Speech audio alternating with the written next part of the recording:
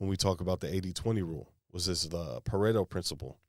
The Pareto principle can help identify which 20% of tasks produce 80% of results. It allows you to prioritize high-impact activities.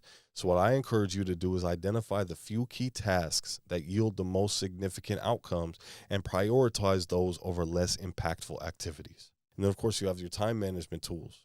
Time blocking, task batching, they help reduce context switching and increase focus. We talked about context switching in our last video.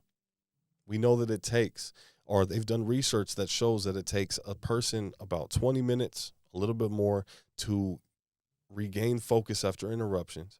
It takes about that same amount of time to fully get into that state after you've switched from one type of task to another type of task.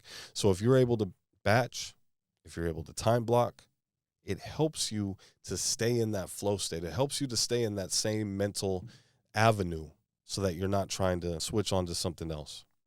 Grouping similar tasks like answering emails or holding meetings, appointments, dealing with customers, dealing with people that you need to deal with in one time block rather than spreading them throughout the day will help you to maintain that flow state for as long as you can, for peak times.